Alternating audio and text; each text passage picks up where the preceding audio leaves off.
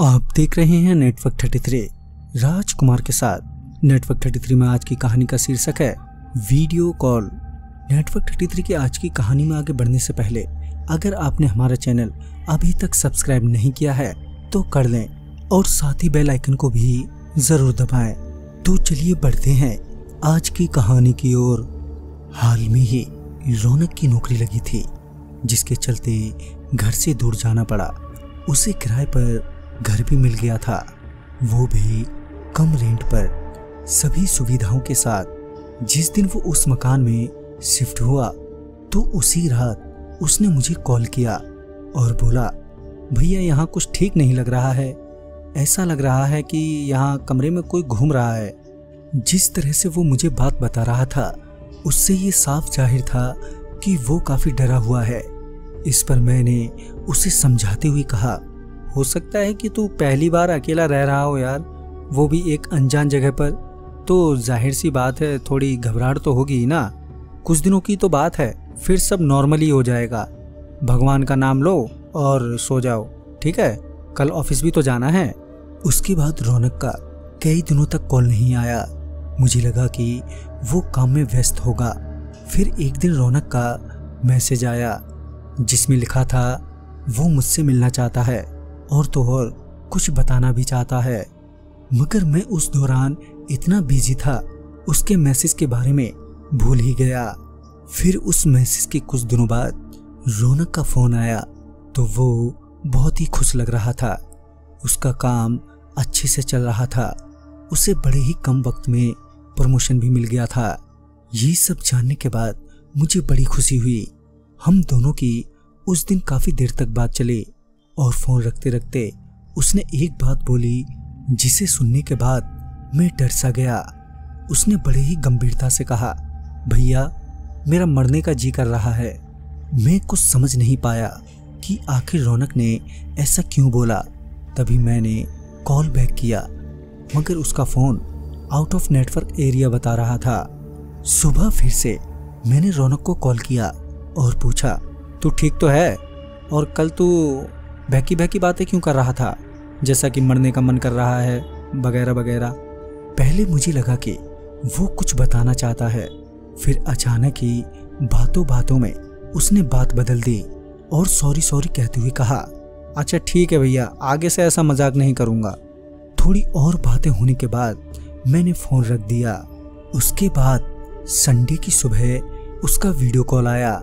Video call पर रौनक बहुत खुश लग रहा था। क्या बात है रौनक, आज तो बड़ा ही खुश लग रहा है। तो वो मुस्कुराते हुए बोला, हाँ भैया, मुझे जल्द ही कंपनी रहने के लिए फ्लैट देने वाली है। मुझे इस भूतिया मकान में अब और नहीं रहना पड़ेगा। उसे खुश देखकर मैं बहुत ही ज़्यादा खुश था कि तभी कोई अजीब सी आवाज़ आई। रौनक उस आवाज़ की ओर देखने लगा, फिर वो उस आवाज़ की ओर चला गया। मैं उससे पूछे ही जा रहा था कि क्या हुआ, कैसी आवाज़ है वो, मगर रौनक जवाब ही नहीं दे रहा था। फिर कुछ देर बाद जाकर रौनक वापस आया, मगर वो बहुत ही उदास था, साथ ही रो भी रहा था। मुझे तो कुछ समझ में ही नहीं आ रहा था कि आखिर ये सब चल क्या रहा है कि तभी रौनक रोते हुए बोला, भैया मैं मरना चाहता हूँ।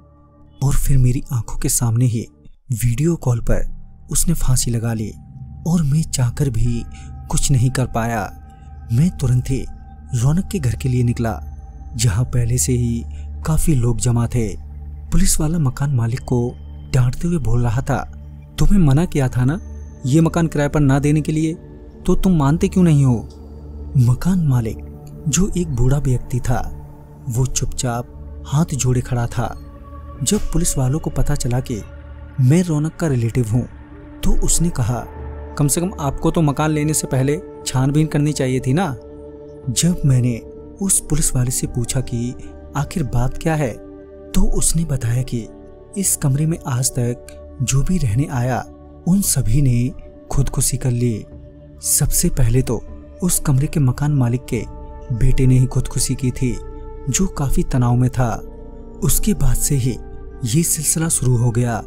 मकान मालिक को हिदायत भी दी थी कि ये मकान किसी को भी किराए पर ना दें, मगर वृद्ध होने के कारण उस वृद्ध के पास जीविका चलाने का कोई और साधन नहीं था, लिहाजन उन्हें यह हॉन्टेड कमरा किराए पर देना ही पड़ता है। ये सब सुनकर मेरे होश उड़ गए।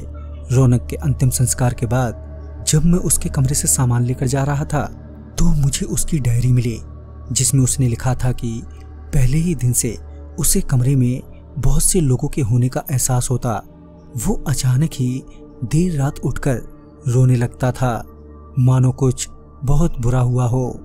कभी कभी बालकोनी से भी कूद जाने का जी करता। उन लोगों की अजीब अजीब सी आवाजें सुनाई देती जो कभी दिखाई नहीं देती थी। वो हर रोज उस मकान को छोड़ने की सोचता, मगर कभी छोड़ ही नहीं पाया। उसने मेरा नाम लिखते हुए लिखा था कि मैंने भैया को पहले दिन ही कहा था मुझे यहाँ अच्छा नहीं लग रहा है, मगर भैया मेरी बात ही नहीं समझे।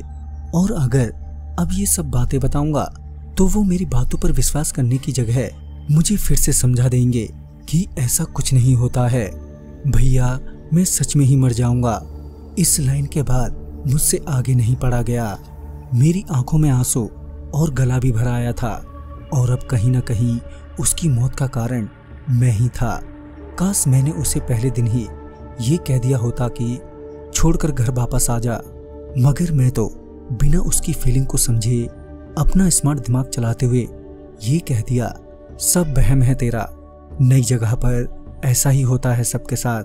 जो भी रौनक के साथ हुआ अच्छा नहीं हुआ, मगर असल गलती किसकी थी?